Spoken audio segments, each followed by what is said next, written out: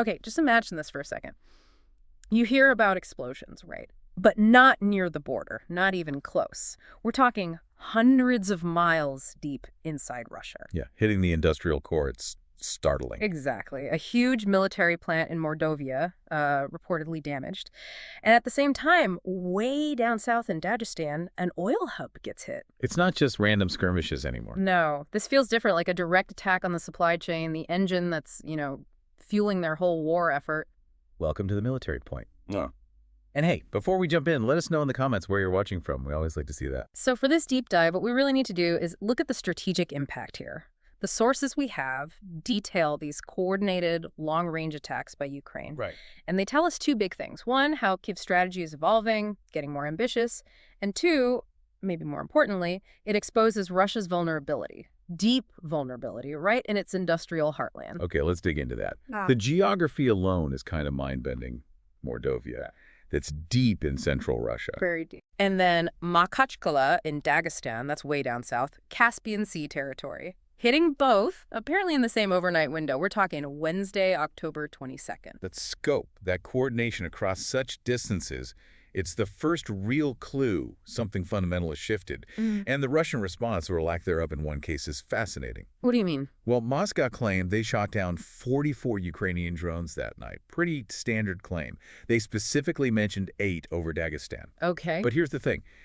0 interceptions reported over Mordovia. None. So, silence over the Saransk strike, that's telling, isn't it? It's more than telling. It begs a huge question. If they could knock drones down near the Caspian, why did this major strike on a defense plant, the Saransk one, apparently get through cleanly? Or at least without any claimed interceptions? It suggests a hole in their defenses, maybe around central Russia. Possibly a critical gap, yeah. Especially concerning for them, given the target. And then we got that confirmation, which, let's be honest, is incredibly rare for a hit this deep inside Russia. The head of Mordovia, Artyom Zdunov, he actually admitted it. He did. He talked about a large-scale drone attack causing damage to a local enterprise. When a Russian official admits damage like that, especially to something likely military-related, you know it was significant. You know they couldn't just hide it. Exactly. And think about the psychological impact. It shatters that narrative that the war is over there.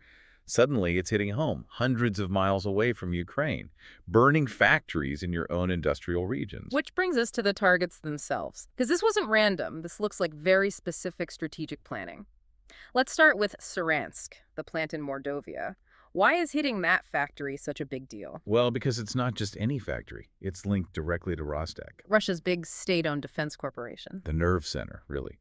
So hitting Saransk means hitting the production of specific, high-value stuff they need for combat. What kind of stuff are we talking about? The sources mentioned specifics. They did. Things like anti-personnel engineering ammunition, mine-laying systems, Yeah. but critically, detonators and initiation devices. Oh, the detonators. Right. Take out the detonators and suddenly your fancy mine-laying system is just, well, useless metal. It's a choke point. Hey. It hits their ability to fortify defenses on the front line. And you know what makes this even more pointed? The history of that plant. It's not just some pristine facility. What's the background? Well, it was a big Soviet symbol, sure, but back in 2020, sources say it was forced to shut down for like 3 months. Why? Serious safety violations, handling explosive materials. Wow. Okay, so hitting a place known to be volatile, that's not just about destroying the components being made now. It's about maximizing the chaos, right? Leveraging instability. You hit the materials, yes, but maybe you're also hoping the site's own weaknesses amplify the damage, cause a bigger fire, a longer shutdown. That suggests some pretty sophisticated target intelligence, knowing not just what to hit, but how its own vulnerabilities might make the strike more effective. Okay, let's pivot south then. The other big hit, Makhachkala oil refinery in Dagestan. Why there? It seems so geographically separate. It's all about logistics. Follow the fuel. This specific refinery is a key supplier for the Russian Navy. Specifically the Caspian Fleet. Exactly. Yeah. So hitting this refinery isn't just taking out some commercial gas. It's like hitting the gas tank for a whole naval fleet operating in that region. That fleet launches cruise missiles, projects power. And the reaction there was also interesting, the attempt to cover it up. Very interesting. The mayor of Makhachkala apparently put out a message on Telegram. So there was damage of processing units, some commercial buildings, a couple of vehicles hit. Pretty standard damage report. Kapoof. Koof. Gone. The message, and crucially a photo, that seemed to show military vehicles mixed in with the wreckage. It all vanished within about 12 minutes. 12 minutes. That screams panic, doesn't it? Like an order came down from high up. Delete that now. It certainly suggests they realized something sensitive was revealed. Maybe confirming military assets were co-located with civilian infrastructure, or maybe those two vehicles were something more important than just trucks. It's like they hit the fuel supply for the fleet, and then Moscow scrambled to hide evidence that military assets were caught in the blast. Whatever the specifics, that rapid deletion points to trying to control the narrative, trying to shield the full extent or nature of the losses. So, taken together, these deep, systematic attacks, they suggest Ukraine's capabilities have really ramped up. Oh, absolutely.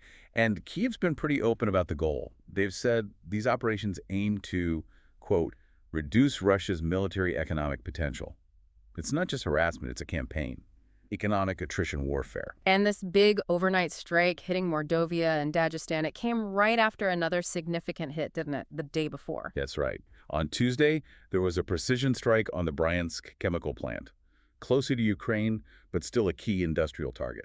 And for Bryansk, we know what they likely used. Sources point to UK-supplied Storm Shadow missiles, known for their stealth, their range.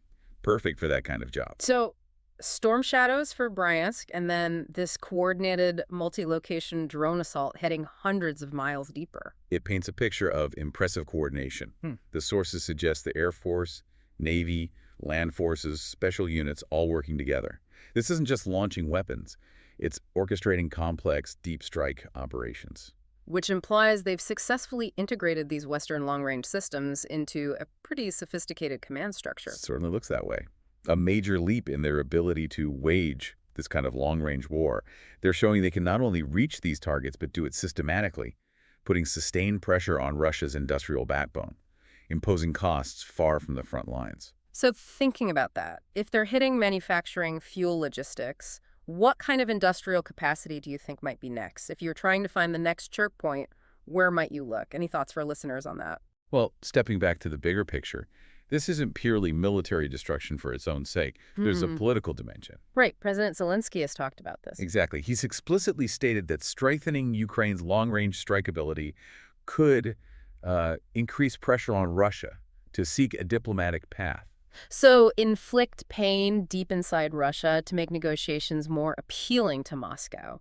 A calculated gamble. A very calculated gamble. And the timing is crucial, too. These strikes are happening while there are these delicate ongoing discussions with Washington. About potentially supplying Tomahawk cruise missiles. Right, which would give Ukraine even more reach, potentially putting almost any industrial site in western or central Russia at risk. So are these strikes almost like an audition, showing Washington they can handle these advanced systems responsibly and effectively? You could certainly see it that way. Yeah. The fires in Saransk and Makhachkala sent a clear message. We have the capability, we have the coordination, we can use these tools effectively. It strengthens their case for more advanced weaponry. So for all of us watching this unfold, the big takeaway seems to be that the war isn't just contained anymore. It's casting this long, explosive shadow right across Russia's own territory, its industrial base. I think that's right. We're seeing a shift. If these deep strikes are meant to force diplomacy by crippling the means to wage war, then economic attrition systematically taking apart that military production is becoming just as important as traditional battlefield gains. Maybe even more so. The question shifts from if Ukraine can hit deep to how long Russia can sustain its war effort when its key factories are constantly looking over their shoulder under threat. Exactly. That's the new phase we seem to be entering. That focus on crippling the means of war rather than just taking ground, that's definitely something to keep a close eye on. You've been listening to The Military Point. Stay sharp, stay informed, and we'll catch you next time.